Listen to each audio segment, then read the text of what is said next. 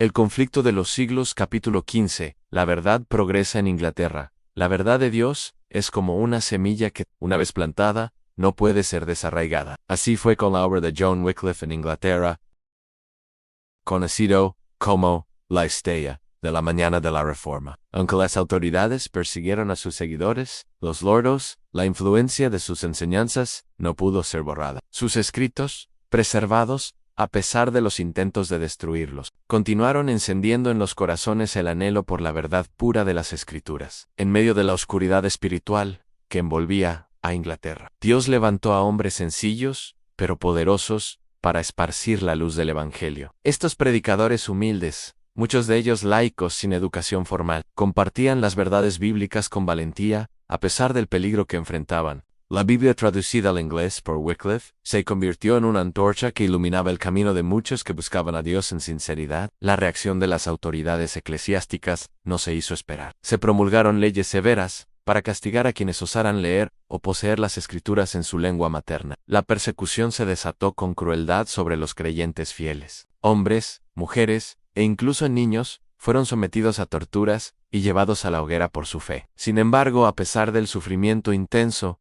la llama de la verdad no pudo ser extinguida. Los mártires se convirtieron en testigos vivos del poder transformador del Evangelio. Sus testimonios de fe inquebrantable, aún frente a la muerte, inspiraban a otros a buscar la verdad por sí mismos. La serenidad y el perdón que mostraban hacia sus verdugos impactaban más profundamente que 1000 sermones. El Espíritu de Dios sostenía a estos fieles en medio del tormento, permitiéndoles dar un testimonio poderoso de la gracia divina. Aunque las tinieblas del error y la superstición parecían cubrir la tierra, el Señor no dejó a Inglaterra sin un testimonio de la verdad. La Reforma avanzaba silenciosamente a través de la difusión de la Biblia y el ejemplo de los creyentes perseguidos. En hogares humildes y reuniones secretas, la palabra de Dios era leída y atesorada. Se estaba sembrando un fundamento que influiría poderosamente en las generaciones venideras. La historia de la Reforma en Inglaterra nos enseña una lección invaluable. La verdad de Dios puede ser oprimida temporalmente, pero jamás puede ser destruida. El Todopoderoso utiliza instrumentos humildes y despreciados por el mundo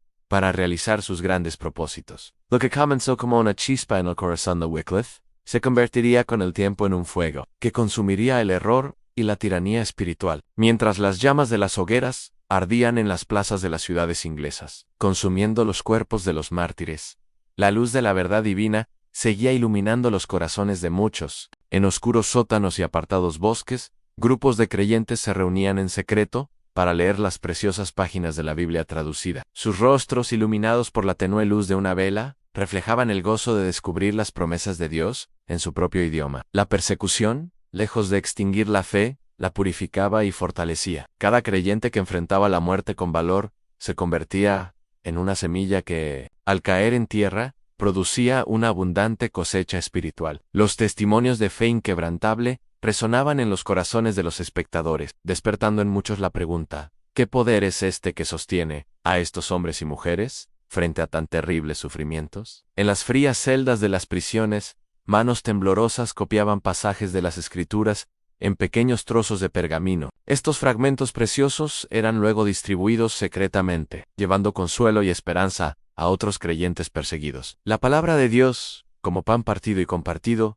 alimentaba el alma de los hambrientos de verdad. Los niños, testigos silenciosos de la fe de sus padres, guardaban en sus corazones las enseñanzas escuchadas en susurros durante las noches. Algunos, con una madurez más allá de sus años, se convertían en portadores del mensaje evangélico, aprovechando su aparente inocencia para burlar la vigilancia de los perseguidores. Las autoridades eclesiásticas, cegadas por su celo de mantener el control, no comprendían que sus acciones solo servían para fortalecer la causa que intentaban sofocar. Cada mártir que subía a la hoguera con una oración de perdón en sus labios sembraba dudas en las mentes de los verdugos y espectadores. ¿Podía ser herejía una fe que producía tal nobleza de carácter? En los campos y aldeas, predicadores itinerantes compartían el mensaje de salvación con sencillez y poder. Sus palabras, nacidas de una experiencia personal con Cristo, penetraban los corazones endurecidos por años de formalismo religioso. La verdad, presentada con claridad y amor, despertaba en muchos el anhelo de una relación genuina con Dios,